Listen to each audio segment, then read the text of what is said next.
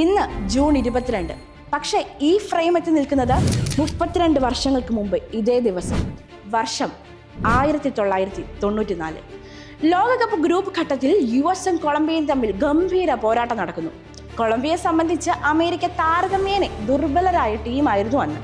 അതിനാൽ തന്നെ വേഗത്തിൽ കളി ജയിക്കാൻ സാധിക്കുമെന്ന് കൊളംബിയൻ ടീം ധരിച്ചു. അമേരിക്കയുടെ ജോൺ ഹാക്സ് ഇടതുമൂലയിൽ നൽകുന്ന ക്രോസ് ജെന്റിൽമാനായ കളിക്കാരൻ എന്ന് ആളുകൾ വിശേഷിപ്പിച്ച ആന്ദ്രേ എസ്കോബാർ തടുക്കാനാഞ്ഞു. ഗ്യാലറിയിൽ നിന്ന് ആളുകൾ കൂട്ടത്തോടെ എസ്കോബാർ എന്ന് വിളിച്ചുകൊണ്ടേയിരുന്നു. എന്നാൽ ആ 27-കാരന്റെ കണക്കുകൂട്ടലുകൾ പിഴച്ചു. എസ്കോബാറിന്റെ കാലിടറി.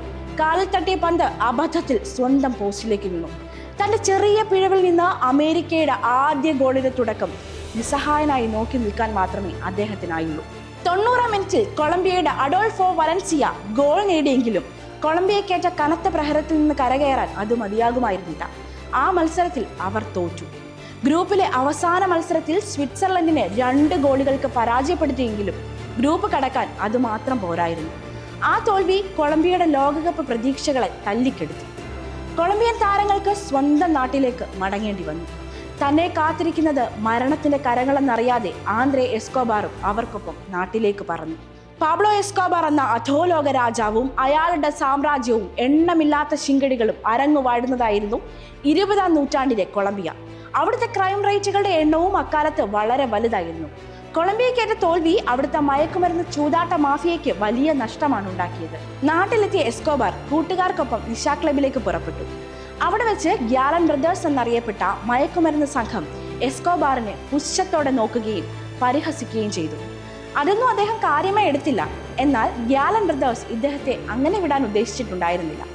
ഇവർ എസ്കോബാറിനെ പിന്തുടരുകയും വഴിമധ്യേ തടഞ്ഞു നിർത്തുകയും ചെയ്തു.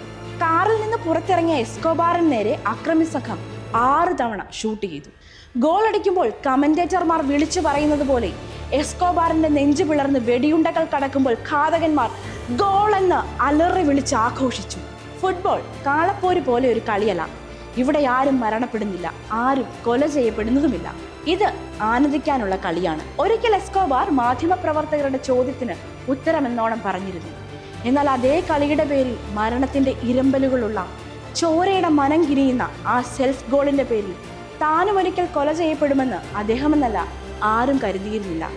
കാൽപന്ത് കളിയിലെ ആ മാന്യനായ പോരാളി ഇന്നും ജനഹൃദയങ്ങൾ ജീവിക്കുന്നു, ആ പഴയ ജെന്റിൽമാനായി തന്നെ.